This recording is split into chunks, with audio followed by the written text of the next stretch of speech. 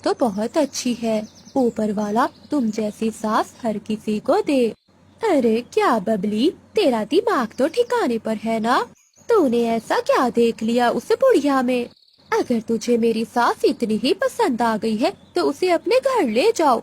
अरे अरे बिजली, तुम तो गुस्सा ही होने लगी। मैंने सुना है कि तुम्हारी सास सोना और चांदी से भरा बैग साथ में लाई है, वो भी तुम्हें देने। हमें तो ये बात बुलबुल मौसी से पता चली है। क्या कहा? सोना चांदी? मगर इस बारे में मुझे तो सासू माँ ने कुछ नहीं बताया। बिजली, मुझे तो लगता है कि वो तुम्हें परखना चाहती है। बस तुम अपनी सास की पूरी मन से सेवा करना, देखना वो सारा सोना तुम्हें ही देगी। ये सब बातें सुनकर बिजली कभी खुशी खुशी अपने घर लौट आती है।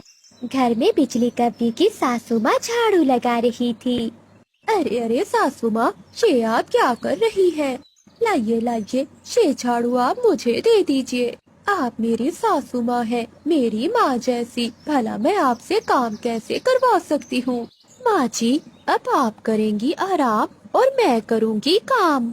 तब से बिजली कभी सारे काम खुद ही करती और अपनी सास की भी सेवा करती। ऐसे कई दिन बीत जाते हैं। बिजली कभी रोज ही अपनी सास का बैग चुराने की कोशिश करती है, लेकिन वो उसे चुरा नहीं पाती। अरे पता नहीं कब तक इसकी सेवा करनी पड़ेगी।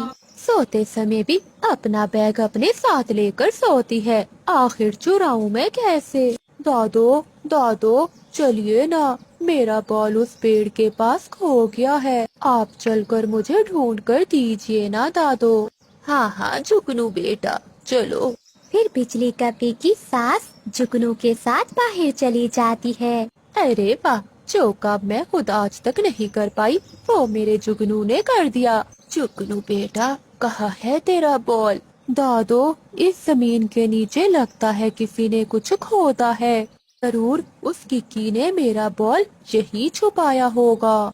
अच्छा बेटा, रुको देखती हूँ। फिर बिजली कभी की सास उस खड्डे को खोदती है। उसे उस खड्डे में सोने से भरी हुई एक पोटली दिखाई देती है। अरे बाप रे जुगनू, ये देखो, हमें तो ढेर सारा सोना मिल गया। चल जुगनू बेटा, हम सारी बात तेरी माँ को बता देते हैं। अब तो हम अमीर हो गए हैं। इधर बिजली कभी अपनी सास के बैग को खोल कर देखती है, परंतु उसमें तो कोई भी सोना चांदी नहीं था। उस बैग में तो उसकी सासू माँ के फटे हुए कपड़े थे। अरे सारी मेहनत बेकार हो गई। इस बुढ़िया के पास सोना तो क्या, एक फूटी कौड़ी भी नहीं है। तभी बिजली कभी की सास वो खजाने से भरी हुई पोटली लेकर आ जाती है। वहीं रुक जाओ, अंदर आने की कोई जरूरत नहीं है, निकल जाओ मेरे घर से। अरे बहू, तू ये क्या कह रही है? क्या मुझसे कोई गलती हुई है? गलती? आज तक तेरा हमें कोई फायदा हुआ है? हर समय बस खाती ही रहती हो। बहू, अब हमारी किस्मत बदलने वाली है, तो मेरी बात तो सुन।